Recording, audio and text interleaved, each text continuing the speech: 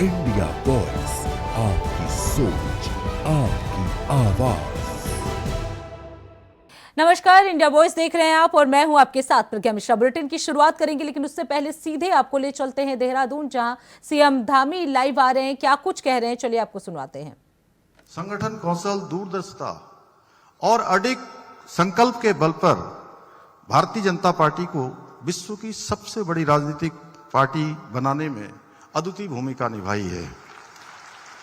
यह आदरणीय प्रधानमंत्री जी के मार्गदर्शन और आपके दृढ़ संकल्प का परिणाम है कि आज देश की कार्य संस्कृति और सोच में बदलाव आया है। एक नई कार्य संस्कृति और एक नया कार्य व्यवहार देश में 2014 के बाद प्रारंभ हुआ है।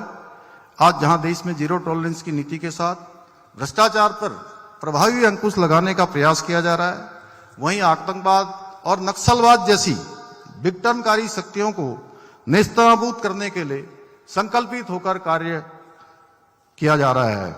आज संपूर्ण भारत आंतरिक रूप से कहीं अधिक सुरक्षित, संगठित और आत्मविश्वास से परिपूर्ण होकर विकसित और आत्मनिर्भर राष्ट्र बनने की दिशा में आगे बढ़ रहा है। भाइयों बहनों, पूज्य गुरुदेव पंडित श्री आचार्य शर्मा जी द्वारा रोपित अखिल भारतीय विश्व गायत्री परिवार बीज आज वट वृक्ष का रूप लेकर विश्व के असंख्य लोगों को ज्ञान और संस्कार की छाया दे रहा है। आज गायत्री परिवार केवल एक धार्मिक संस्था नहीं, बल्कि सामाजिक, नैतिक, आध्यात्मिक नवजागरण का एक व्यापक जन आंदोलन बन चुका है, जो भारत की आध्यात्मिक चेतना को देश की सीमाओं से निकालकर विश्व के कोने कोने तक पहुंचाने का काम कर रहा है। मुझे प्रसन्नता है कि आज पूज्य गुरुदेव और वंदनीय माता जी के संकल्प को आगे बढ़ाने में डॉक्टर चिन्मया पांडेय जी अपने समर्पण से, साधना और विनम्र व्यवहार से एक सरल साधक के रूप में गायत्री परिवार को नित नई नई ऊंचाइयों तक पहुंचाने का कार्य कर रहे हैं। उनके नेतृत्व में आज गायत्री परिवार विश्व के 80 से भी अधिक देशों में मानवीय मूल्यों, सेवा और संस्कारों का प्रचार प्रसार कर रहा है। इतने बड़े वैश्विक संगठन की जिम्मेदारी संभालने वाले डॉक्टर चिन्मया पांडेय जी का सरल स्वभाव और विनम्रता हमें यह एहसास कराती है कि महानता सदैव सहजता में ही बसती है। मैं इस पावन अवसर पर राष्ट्र, धर्म और संस्कृति की सेवा में समर्पित इस महान यात्रा को आगे बढ़ाने के लिए डॉक्टर चिन्मया पांडेय जी का हार्दिक आभार व्यक्त करता हूं। भाइयों बहनों, आज आदरणीय प्रधानमंत्री श्री नरेंद्र मोदी जी के सशक्त नेतृत्व में भारत अपनी सांस्कृतिक चेतना के पुनर्जागरण के अमृत काल में प्रवेश कर चुका है।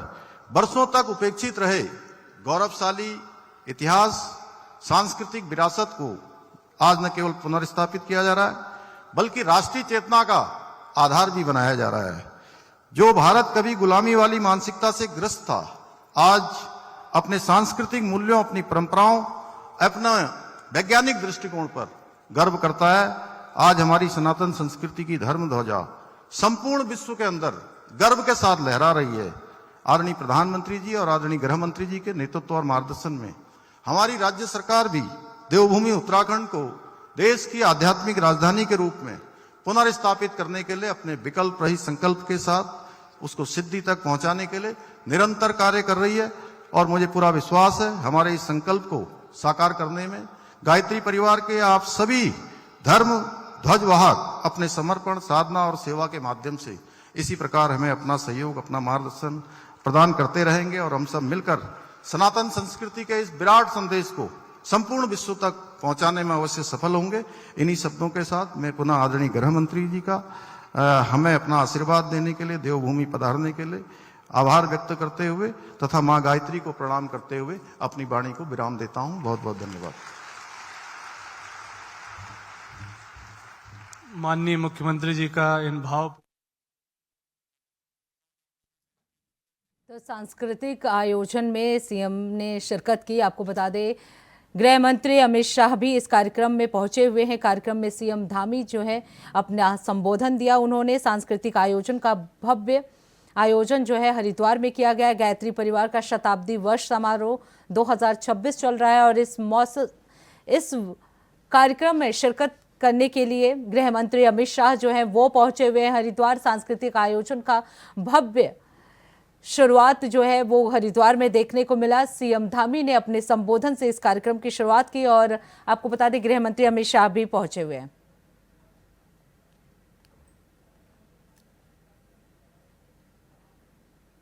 अब आपको बता दें गृह मंत्री अमित शाह भी हरिद्वार में मौजूद हैं। क्या कुछ कह रहे हैं, चलिए आपको सुनाते हैं। मेरे गुरुजी ने जब गायत्री मंत्र का अर्थ समझाया और उसका उच्चारण करने की पद्धति समझाई, उसके बाद में मेरी सोच, मेरे व्यक्तित्व, मेरी बुद्धि और मेरे आत्मा की गति में बहुत बड़ा परिवर्तन आया। आप एक बार मन से प्रयोग कर देखिए, पंडित शर्मा के आशीर्वाद प्राप्त कर स्वार्थ छूटता जाएगा, परमार्थ बढ़ता जाएगा, कायरता निकलती जाएगी, हिंसा बगैर की वीरता अपना स्थान ले लेगी और बुद्धि सदमार्ग पर प्रवृत्त हो जाएगी। और ये अखंड ज्योति बिना किसी विज्ञापन के, बिना किसी बाहरी सहायता से 100 से अधिक भाषाओं में करोड़ों लोगों के पास पहुंचती है। ये पंडित राम शर्मा और वंदनीय माता जी की एक प्रकार से तपस्या का परिणाम है। बचपन से देशभक्त रहे, आजादी के लिए संघर्ष किया, नमक सत्याग्रह में अंग्रेजों की लाठियां भी खाई और आजादी के बाद समाज में पनपी हुई कुरीतियों के खिलाफ पंडित राम शर्मा ने आंदोलन छेड़ा, जात पात की बेड़ियों को तोड़ी, समाज को बराबरी का रास्ता दिखाया और महिलाओं को गायत्री मंत्र की उपासना करने का अधिकार दिया। आज यहां पहला दिन था, उस वक्त चिन्मय जी ने आदिवासी भाइयों को यहां बुलाया था। इससे बड़ा काम चिन्मय जी कोई नहीं है। आपने बहुत अच्छा किया और एक प्रकार से पंडित राम शर्मा के रास्तों को आप आगे ले जाने का काम। कई सारे कुरीतियां उन्होंने दहेज हटाएंगे ऐसा नहीं कहा, मेरी बात ध्यान से सुनिएगा, दहेज नहीं लेंगे नहीं कहा, उन्होंने नेगेटिविटी नहीं करी, दहेज मुक्त विवाह को हम अपनाएंगे ऐसा कहा। रचनात्मक दृष्टि से दूषणों को बाहर किया, व्यसन से मुक्ति प्राप्त करने का अभियान चलाया, गंगा सफाई का अभियान चलाया और वृक्षारोपण भी। आज चिन्मय भाई ने मुझे गाड़ी में बताया कि हर जिले में 1 लाख वृक्ष बोने का जो अभियान लिया है, वो पर्यावरण की इससे बड़ी कोई सेवा नहीं। और ये जो उन्होंने सूत्र दिया, अपने आप को सुधारना संसार की सबसे बड़ी सेवा है, वो सूत्र कई सारे लोगों के जीवन में प्रकाश को भरा है। देश पर जब संकट आता है, चाहे गायत्री परिवार का कोई भी व्यक्ति हो, बाढ़ हो, भूकंप हो या महामारी हो, सेवा करने वाली संस्थाओं की सूची दिखते हैं तो गायत्री परिवार उसमें हमेशा आगे रहता है। मुट्ठी भर अन्न और समयदान, वो देश भर के समाज के उत्थान के लिए काम करने वाला जो संगठन है, उनके लिए अनुकरणीय सूत्र बन गए। मुट्ठी अन्न का संकल्प उसने संस्थाओं को किसी धनपति या किसी धन्ना सेठों के से मुक्त कर दिया। और समयदान, इसने कोई प्रचार के बगैर मूक सेवा कर कर विचार को घर घर पहुंचाने वाले कार्यकर्ताओं की फौज खड़ी कर। जब 1990 में आचार्य श्री ने शरीर को त्यागा, तब सबके मन में एक विचार आया था कि अब क्या होगा यह आंदोलन का। और अद्भुत ऊर्जा के साथ माता जी ने 15 लाख लोगों के बीच में घोषणा की, ये मिशन देव द्वारा संचालित मिशन है, ये रुकेगा नहीं और तेजी से बढ़ेगा। और माताजी ने इसको आगे बढ़ाया, फिर प्रणव भाई और अब चिन्मय जी। ये मिशन देव द्वारा संचालित मिशन है।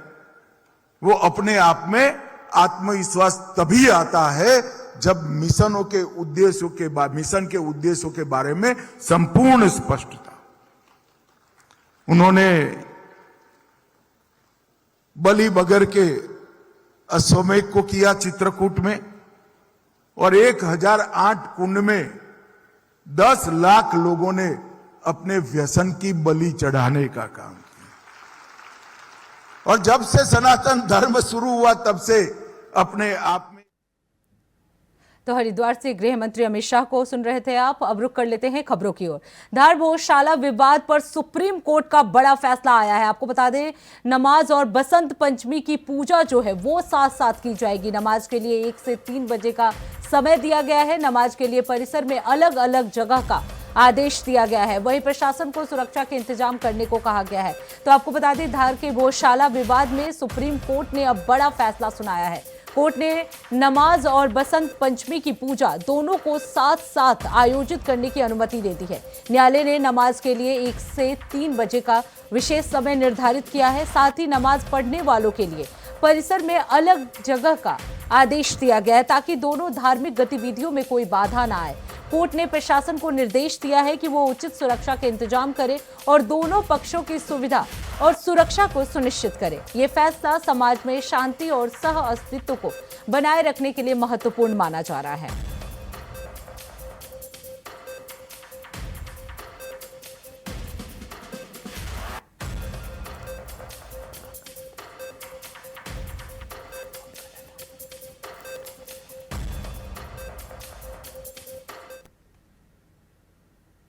अब रुक कर लेते हैं अगली खबर की। लखनऊ में पीएम ग्राम सड़क योजना में लापरवाही पर बड़ी कार्रवाई हुई है। आपको बता दें, उप मुख्यमंत्री केशव प्रसाद मौर्य ने इस पर कार्रवाई की है। गाजीपुर और वाराणसी के ठेकेदारों के अनुबंध जो हैं वो निरस्त कर दिए गए हैं। वहीं प्रयागराज में 2 वर्ष के लिए ठेकेदारों पर प्रतिबंध की कार्रवाई की गई है। उप मुख्यमंत्री के निर्देशों के अनुपालन में ये बड़ी कार्रवाई की गई है। प्रशासनिक निगरानी और सुधारात्मक कदम जो है वो उठाए गए हैं। तो आपको बता दें, गाजीपुर और वाराणसी के ठेकेदारों के अनुबंध जो है वो निरस्त कर दिए गए हैं।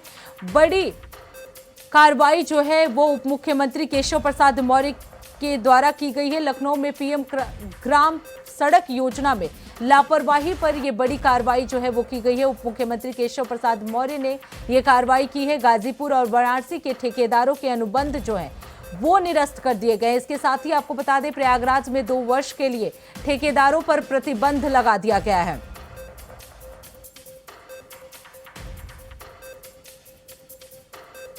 वहीं इस खबर पर विस्तार से जानकारी देने के लिए हमारे साथ अनुराग तिवारी जुड़ चुके हैं। अनुराग, पीएम ग्राम सड़क योजना में लापरवाही को लेकर सरकार की तरफ से बड़ी कार्रवाई की गई है। क्या कुछ आदेश दिया गया है सरकार की तरफ से?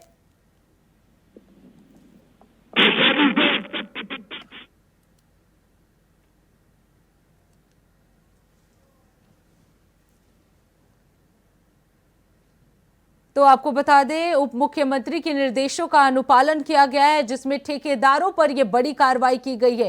ठेकेदारों के अनुबंध को प्रतिबंधित कर दिया गया है। लापरवाही में पीएम ग्राम सड़क योजना में लापरवाही को लेकर यह बड़ी कार्रवाई जो है वो यूपी सरकार द्वारा किया गया है। उप मुख्यमंत्री केशव प्रसाद मौर्य ने इस पर कार्रवाई की है। वहीं इस खबर पर विस्तार से जानकारी देने के लिए हमारे साथ अनुराग तिवारी जुड़ चुके हैं। अनुराग, पीएम ग्राम सड़क योजना में लापरवाही को लेकर सरकार की तरफ से बड़ी कार्रवाई की गई है। क्या कुछ प्रतिबंध लगाए गए हैं इस द्वारा?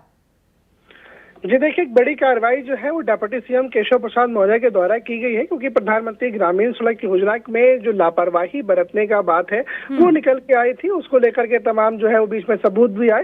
इसके बाद केशव प्रसाद मौर्य ने स्वयं इस चीज का संज्ञान लिया और गाजीपुर में और साथ में प्रयागराज में देखिए और वाराणसी का इलाका, देखिए ये वो प्रमुखतम जगहें हैं जहाँ पर जो ठेकेदार है उनका अनुबंध अब निरस्त कर दिया है, क्योंकि जो बीच में शिकायतें हैं वो मिल रही थी, लापरवाही की तमाम शिकायतें मिल रही थी, गुणवत्ता में कंप्रोमाइज करने की शिकायतें मिल रही थी, जिसके बाद जो है तमाम शिकायतों पर गहन तरीके से जांच की गई, उन पर नजर रखी गई और उसके बाद डिप्टी सीएम केशव प्रसाद मौर्य ने एक बड़ी कार्रवाई करती हुई बड़ा एक्शन लिया और देखिए इनका जो अनुबंध है वो निरस्त कर दिया है। प्रयागराज में देखिए जो अनुबंध निरस्त किया गया है ठेकेदारों का वो 2 साल के लिए है, यानी कि 2 साल तक अब वो ठेकेदार वापस से एनरोल नहीं हो सकते, उन्हें ठेके नहीं मिलेंगे। तो 2 साल का जो एक निलंबन है वो वहां इम्पोज किया गया है।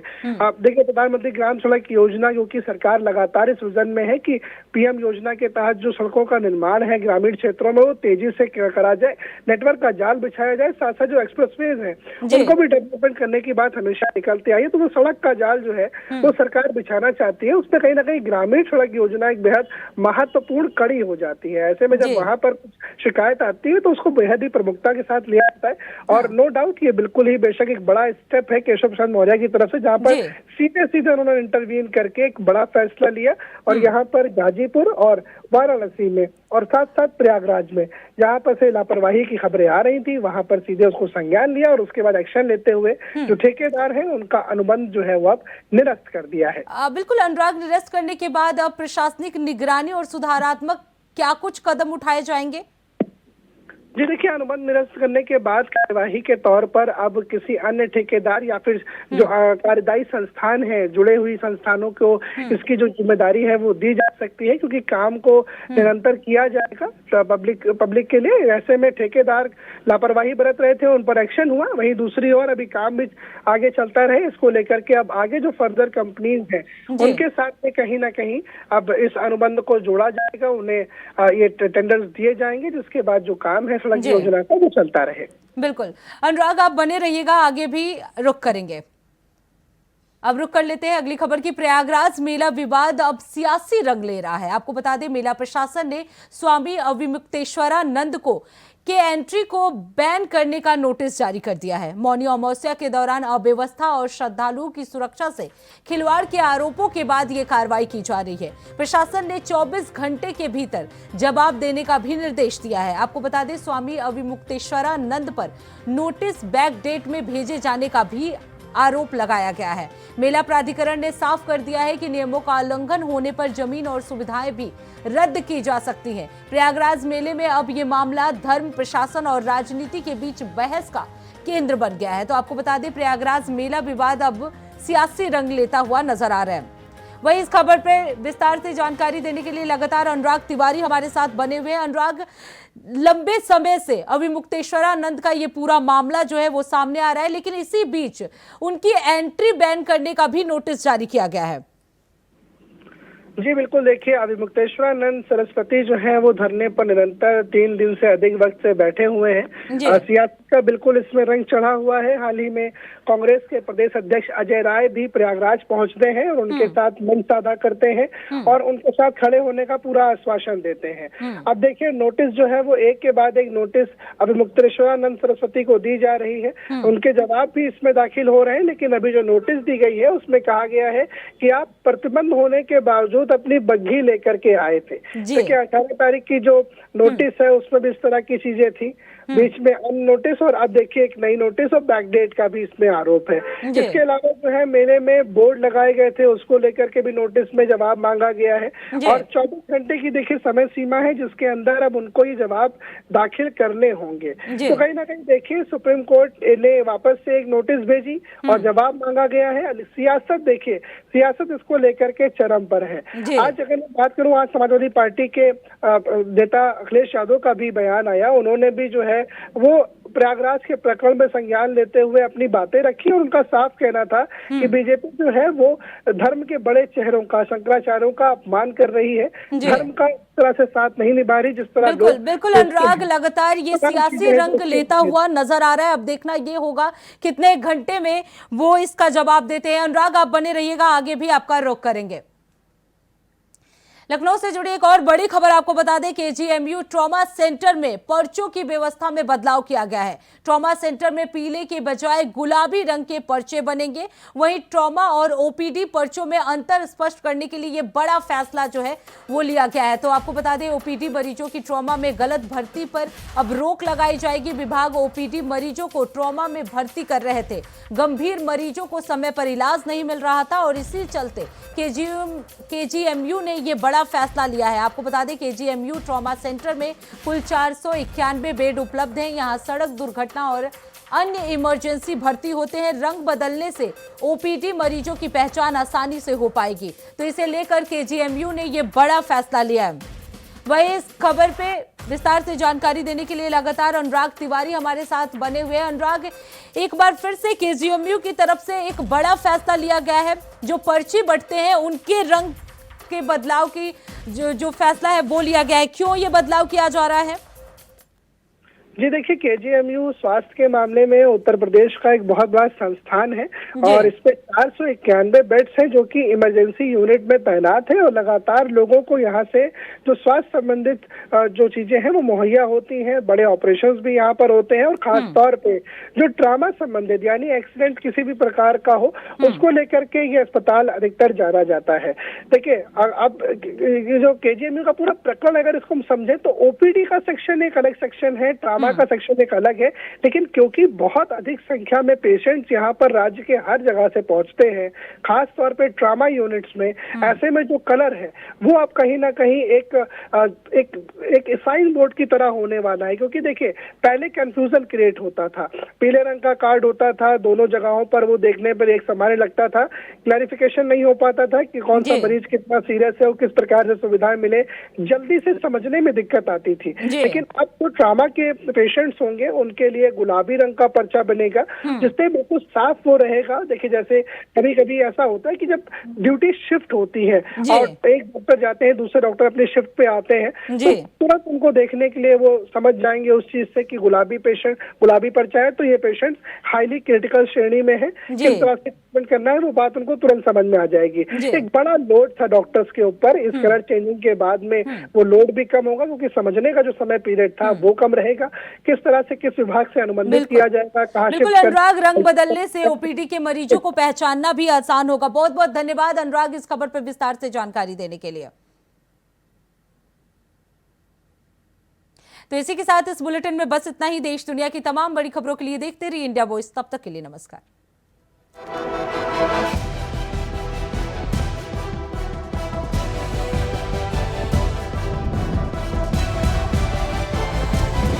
इंडिया वॉइस, आपकी सोच, आपकी आवाज।